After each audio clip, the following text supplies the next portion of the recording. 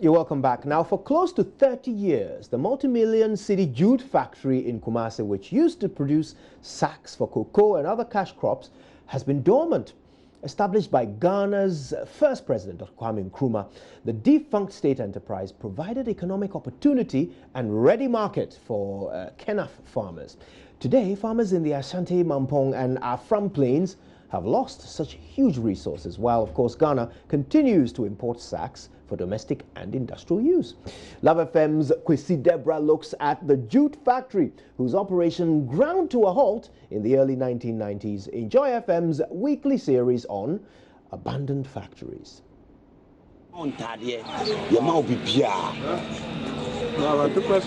Joseph Achana and his friends can't avoid a hearty chat this hot afternoon.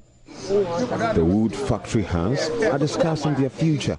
Their fortress is now a wall, separating them from their earnings.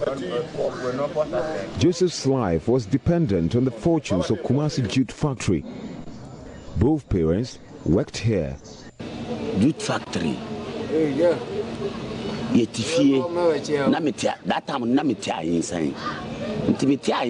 We used to stay at Ahensai. My father was taking care of us. And my grandmother, my mother would give me food from the canteen. My father couldn't do anything after the collapse of the factory.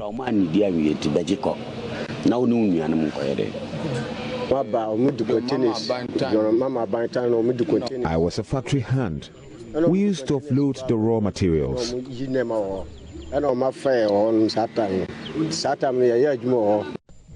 Huge warehouse structures cover a vast area of land, the size of 4 football stadia combined. It consists of a huge factory house stretching over a long distance, compacting and manufacturing equipment rusting by day.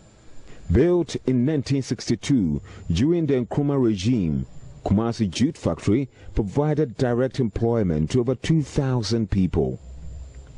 It reduced the country's importation of jute bags from neighboring Nigeria. Unfortunately, the mill ceased operation in 1991 under the management of the Ghana Industrial Holding Corporation, GIHOC. Personalities in Nkrumah's administration like F.A. Jantua and workers like Joseph blamed the PNDC military administration for the total collapse of the factory.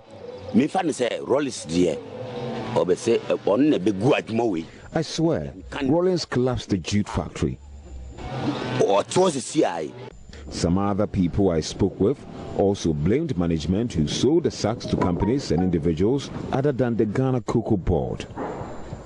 Attempt by the NDC administration to revamp the factory saw erection of these office spaces and wall, spearheaded by Dr. Rashid Pelpio. Last year, Cocoa Board Chairman Dr. Hakman Uswajimai inspected the facility and promised to bring back the jute factory, which is currently under divestiture. It's obvious revival of the jute company would contribute greatly to the national economic growth. We are looking forward to the government to revamp the factory so we can feed our children. Until the Kumasi Jute factory is revived, Achana and his friends will be here idling like the biblical lepers at the gate of the Syrian army. Maybe one day they will be forced to enter these walls. But what would they find?